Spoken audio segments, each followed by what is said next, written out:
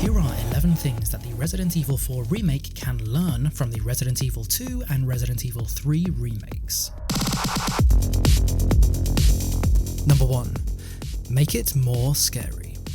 So the original Resident Evil series was released at a time when Silent Hill was the king of horror video games. It had atmosphere and story and character, and the way that the PlayStation handled the graphics even made it so goddamn scary. The Resident Evil series was seen as kind of the more action-orientated, less scary cousin to Silent Hill. Hello? Anybody there? The remake of Resident Evil 2 kind of changed that. They really upped the fear factor. They made it more atmospheric, darker, even things like the camera angles when the cutscenes happened, they made it a bit more scary. Now of course, the Resi 2 and Resi 3 originals were kind of cheesy, and they weren't trying to be very scary, and that's fine. That was pretty impressive back there, Sherry. It was nothing. It's just that we naturally, as an audience, develop a thicker skin as generations change. The scary games of 20 years ago are not the same as the scary games now, so even the scary bits of Resi 2 in the old days and the original are kind of tame now. This is where Resi 4 could absolutely shine. Resi 4 deliberately tried to be more action-focused compared to the previous Resi games. So here is a chance for Resi 4 to do like what Resi 2 did and up the fear factor. Number 2. Keep the iconic moments, for God's sake. The 2 remake kept the first time you see Mr. X and the Lickers scene and William Birkin's transformation. It kept all these iconic moments and iconic scenes from Resi 2 original. Bet he's not part of the rescue squad. Now of course the Resi 2 remake gave these moments a treatment of the new generation. It said, okay, let's go hard into the Birkin transformation, let's go hard into the Lickers scene, let's make it even more epic. The Resi 2 remake didn't delete these moments, no, they kept them. Resident Evil 3 had the same thing, so they had Nemesis outside of the police station, it had Carlos and the epic hospital showdown. All of these moments were kept within the Resi 3 remake. Now of course, Resi 4 had so many iconic moments as well. Dr. Salvador, El Gigante, the Regenerators, the Chief boss fight, the Luis house defense, the first time seeing the Merchant, all of these moments have been memed a bunch as well, so these are all iconic moments that should be kept in the game as a lesson to be learned from the 2 and 3 remakes. Number 3, give us some strong characters. So Evil Blitz did this poll recently basically saying, pick one person to aid you in Raccoon City, and the choice was Jill, Hunk, Leon and Chris. And when I voted, Leon won by more than half, by just him in the 4 people. My point is that people like characters. People remember Leon, they remember the strong characters. Who are you? In the Resi 2 original, they made Leon deliberately kind of young and naive to fit the persona. He's meant to be the kind of like, the new rookie police officer who's coming to the station. And there are some moments when he does feel kind of childish even. Well, the remake made him feel more mature. Even things like saying, Jesus Christ, when Mr. X turned up. That moment was quite funny. You can thank me later, when we're safe.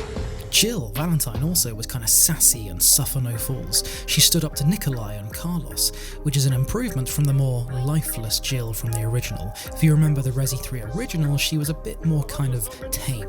And what are you, UBCS, killing your own people? He would have turned. This is exactly something that needs to be done with the Resi 4 remake. We love Leon, we love Ada, we love Luis, we love all of these characters. We don't love Ashley, but we love all of these characters. We want the strong characters to retain their strength from the Resi 4 original. Bit of advice, try using knives next time. Works better for close encounters. Number 4. Minimize backtracking. Now I bloody love the original Resi 2 and Resi 3, but goddamn did it suck having to go from one room to the other, then back into the original room, then across the map, then back into the original room for the 3rd time, then maybe a 4th time looking for keys and key cards and items and jewels and puzzles. Oh my god, it was so annoying. Now this is something that the remakes kind of improved upon from the original, because the map dictated whether you had been in a room or not. It had said, okay, blue versus red, whether something has been fully searched or not.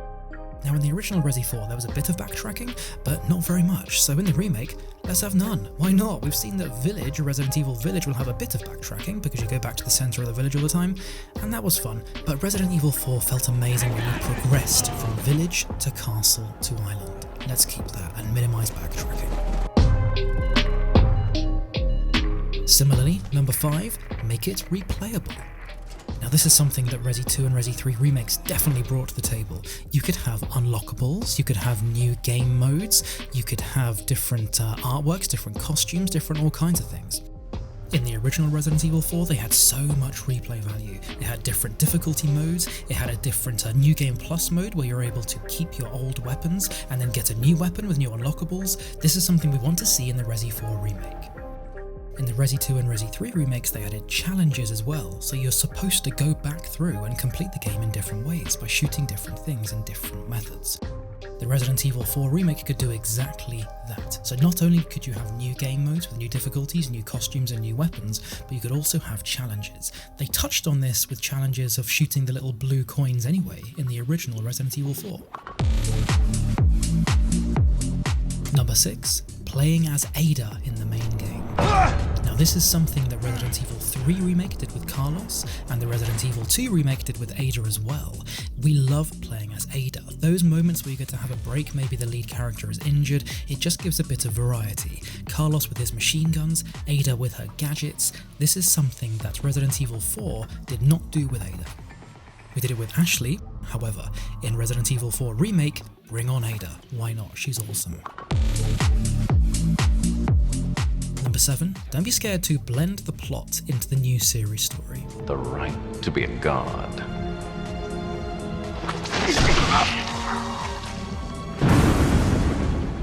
Now supposedly Capcom retcon the entire Resident Evil story every time they make a new bloody game.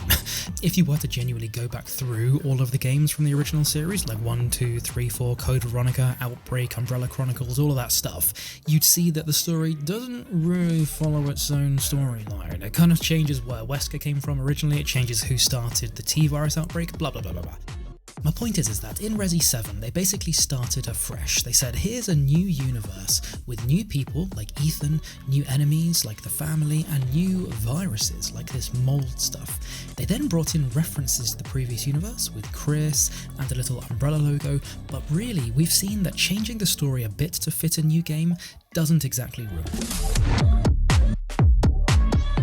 Number 8, really use the gore of the game engine.